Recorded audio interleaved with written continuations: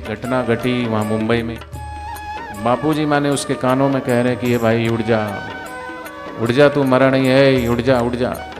और वो भाई की जिसकी डेथ हो गई थी वो भी जिंदा हो गया। तो ये संतों के द्वारा उन महापुरुषों के चरणों में प्रार्थना करते हैं तो वो महापुरुष कुछ करते नहीं, पर ईश्वरी सत्ता उन महापुरुषों के वचन को चरितार्थ करने के लिए घटना घट जाती है।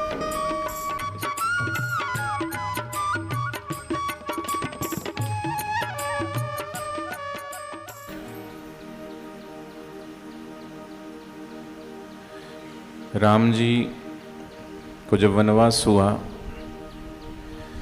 भरत जी को पता चला, भरत जी आए और भरत जी ने पूछा ये किसके कारण हुआ, क्यों हुआ। किसी ने कहा मंथरा के कारण हुआ, मंथरा ने कान मरे कैकई के। किसी ने कहा कैकई के कारण हुआ,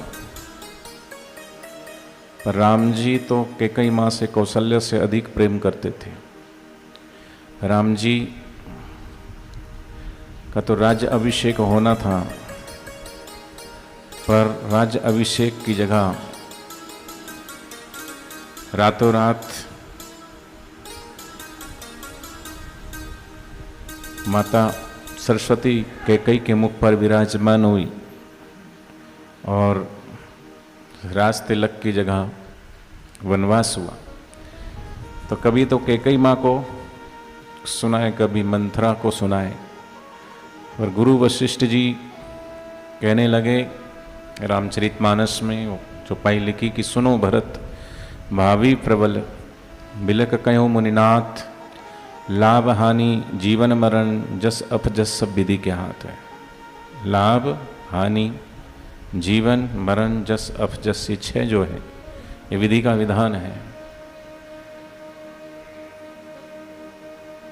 कई बार हम करना कुछ चाहते हो कुछ जाता है, और गुरुदेव तो हमेशा अपने सत्संग में कहते हैं कि जो होता है वो भाता नहीं, जो भाता है वो टिकता नहीं, जो होता है वो भाता नहीं, जो भाता है वो होता नहीं, और जो होता है वो सुहाता नहीं।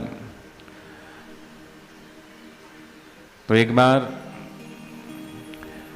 भगवान विष्णु से मिलने के लिए यमराज जी गए, तो गरुड़ अपने मित्र पक्षी के साथ वार्ता कर रहे थे। तो यमराज जी उस पक्षी को देख के मुस्कुराए। पक्षी तो नहीं समझा, लेकिन गरुड़ जी समझ गए कि यमराज की दृष्टि जिस पर पड़ जाए उसकी तो मृत्यु निश्चित है। पर गरुड़ ने सोचा कि मेरे मित्र को मृत्यु ना आए उसके लिए मैं क्या करूं, इसकी सहायता करनी चाहिए। तो अपने पीठ पर बिठाकर उसे इतनी दूर छोड़ के आए, इतनी दूर छोड़ के आया, मन की वेग से गरुड़ जी चलते हैं और सोचने लगे कि अब यहां मृत्यु नहीं आएगी। आके निश्चिंत होके बैठे। यमराज जी जब भगवान विष्णु से मिलकर बाहर निकले, फिर मुस्कुराए। तो गरुड़ ने पूछा कि आप आए थे तब भी मुस्कुराए थे, तब तो मुझे समझ में आ गया कि मेरे मित्र की मृत्यु निश्चित है, पर अब तो मैं उसे इतना दूर छोड़ के आ गया हूं, अब क्यों मुस्कुराए। तो यमराज जी बोले कि मैं इसलिए मुस्कुराया था कि इसकी मृत्यु तो वहां लिखी है और ये यहां बैठा है। अब मैं निश्चित हो गया कि तुम उसी जगह उसे छोड़ के आगे जहां उसकी मौत लिखी थी। ये भावी प्रबल भय, लाभ हानि जीवन मरण जस अभजस सब विधि के हाथ। इसलिए सीता के रखवाले राम थे, पर हरण हुआ तब कोई नहीं। द्रौपदी के 5 पांडव थे, पर चीर हरण हुआ तब बैठे थे सामने, फिर भी कुछ नहीं कर पाए। रावण भी शक्तिशाली थे, पर लंका जली थी तब कुछ नहीं कर पाए। ऐसे ही दशरथ के 4 दुलारे थे, पर दशरथ जी के जब प्राण निकले तब साथ में कोई भी नहीं था। अभिमन्यु भी राजकुमार थे, पर जब अभिमन्यु का चक्रव्यूह में जब वध हुआ तब उनके साथ कोई नहीं था। सच यही है कि दुनिया में, संसार में अपना कोई नहीं, जो लेख लिखे हैं कर्मों में, उसे लेख के आगे कोई नहीं। इसलिए करता करे न कर सके, गुरु करे सब होए, सात दीप नौखंड में गुरु से बड़ा न कोई। तो विधि के विधान को कोई बदल नहीं सकता, लेकिन गुरु हस्तक्षेप करे तो विधि का विधान भी पलट सकता है। जैसे गोस्वामी तुलसीदास जी और सच्चे संत होते हैं, वो ऐसे चमत्कार करते नहीं, पर हो जाता है।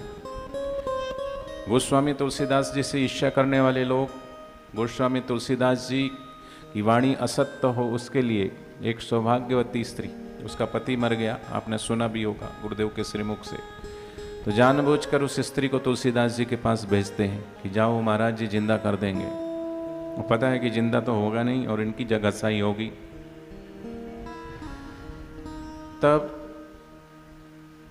तुलसीदास जी के चरणों में माता ने प्रणाम किया, तो तुलसीदास जी के श्रीमुख से अपने आप सहज स्वाभाविक निकल गया कि सौदा सौभाग्यवती बाबा। ये सुनकर के बहुत हंसी और कहा, महाराज मेरा पति तो मर गया है और आप मुझे सुहागन होने का वरदान दे रहे हो। तब गोस्वामी तुलसीदास जी ने कहा कि हमने कुछ नहीं किया, राम जी ने बुलवाया है, अब राम जी जाने। क्योंकि जो सच्चे महापुरुष होते हैं वो अपने को करता धरता तो मानते ही नहीं। करण करावन हार स्वामी सकल घटा के अंतर आमी। लेकिन अहंकारी व्यक्ति होता है, वो कहता है मैं कुछ करता हूँ, मैं कुछ करता हूँ। लेकिन संत महापुरुष वो कभी चमत्कार नहीं करते। हमारे पूज्य बापू जी के जीवन काल में, साधना काल में पता है कि मृत गाय दिया जीवन दाना, तब से लोगों ने पहचाना। पर वो मृत गाय जीवित हुई, लेकिन गुरुदेव ने तो कहा कि ये जल तब छांटना जब मैं यहाँ से दूर चला जाऊँ, उससे पहले नहीं। क्यों? क्योंकि लोग फिर पीछे पड़ेंगे। तो सच्चे महापुरुष चमत्कार करते नहीं, स्वाभाविक उस समय फुरना होता है। ऐसे ही जो इन महापुरुषों के समक्ष अपनी इच्छाएं, अपनी कामनाएं, अपनी प्रार्थनाएं रखते हैं, तो सहज ही स्वाभाविक ही गुरु तत्व और ईश्वर तत्व दो नहीं है, एक ही है, सर्वव्याप्त है। अखंड मंडलाकारम व्याप्तम येन चराचरम तत्पदम दर्शितम येन तस्मै श्री गुरुवे नमः। जैसे कोरोना काल में वो मुंबई की माता जी, उनके पति एक्सपायर हो गए कोरोना से, डेड बॉडी भी नहीं मिली, पर माता जी प्रार्थना करती इधर। और उन्होंने तो दीक्षा भी नहीं ली थी, माता जी सिर्फ दीक्षित थी। अपने लिए नहीं तो पति के लिए कम से कम बापूजी से इतनी प्रार्थना की कि बापूजी कम से कम इनका अंतिम संस्कार तो ठीक से हो जाता, कि डेड बॉडी तक मिली नहीं, कैसी अधोगति हो रही है, अंतिम संस्कार भी ढंग से नहीं हो रहा। 3 दिन से मुर्दा घर में बॉडी पड़ी हुई है। और प्रार्थना करते करते भाव में आ गई, और भाव में आते आते आंख बंद करके इतनी गहरी चली गई। भक्त जब सच्चे हृदय से भक्तवत्सल भगवान और भगवत प्राप्त सदगुरु के चरणों में प्रार्थना करता है, तो प्रार्थना सच्ची होनी चाहिए। हृदय से निकली हुई प्रार्थना हृदय तक पहुंचती है, क्योंकि हृदय में ही हृदयेश्वर बैठा है। इधर माता जी ने प्रार्थना की और उधर बापूजी करुणा वरुणालय, जो भी घटना घटी वहाँ मुंबई में मुर्दा घर में, वो डेड बॉडी हिलने लगी। 3 दिन से बॉडी पड़ी थी, कफन में लपटा हुआ, ऊपर से टेप लगा हुआ, डेड बॉडी हिल रही। ये शायद लेख ऋषि प्रसाद में भी आपने शायद 1.5 साल पहले आया भी था, 1-2 साल हो गए होंगे, आपने पढ़ा भी होगा, उसी का ये प्रसंग है। तो बापूजी माने उसके कानों में कह रहे हैं कि ये भाई उड़ जा, उड़ जा, तू मरा नहीं है, उड़ जा उड़ जा। कई बार उसके कानों में आवाज़ मानो दी बापूजी ने, और वो हिलने लगी बॉडी। तो देखा, चौकीदार ने आवाज़ लगाई, भीड़ इकट्ठी हुई, जल्दी से उसको बाहर निकाला गया, कफन काटा गया, आईसीयू में भर्ती किए। 2-3 दिन आईसीयू में रहने के बाद पूर्ण रूप से स्वस्थ होने के बाद अपने घर आ गए, और आज भी जिंदा है, मुंबई में ऋषि प्रसाद की सेवा करते हैं। तो सेवक फल मांगे नहीं, करे सेवा 3 रात, कहे कबीर दास पर फिर काल करे नहीं घात। तो घटना घट जाती है। हमारे गुरुदेव ने हमेशा कोई भी चमत्कार करने का दावा नहीं किया। हाँ, चमत्कार होते हैं, हो जाते हैं। जैसे तुलसीदास जी के पास जब वो आई तो उन्होंने कहा कि हमने तो कह दिया, राम जी ने कहलवाया, तो राम जी ही करेंगे। तुलसी मुआ मंगाई के सिर पर मेलो हाथ, हम तो कछु जाने नहीं तुम जानो रघुनाथ। और वो भाई की जिसकी डेथ हो गई थी वो भी जिंदा हो गया। तो ये संतों के द्वारा उन महापुरुषों के चरणों में प्रार्थना करते हैं तो वो महापुरुष कुछ करते नहीं, पर ईश्वरी सत्ता उन महापुरुषों के वचन को चरितार्थ करने के लिए कई बार ऐसी घटना घटती है जो कि विश्वास करना नामुमकिन होता है, पर सत्य तो यही है। तो करता करे न कर सके, कई बार विधि का विधान है, वो जो होना है वो होके रहता, कोई उसे टाल नहीं सकता। पर उसमें अगर परमात्मा और प्रकृति के बीच में संत हस्तक्षेप तो नहीं करते, पर कई बार घटना घट जाती है।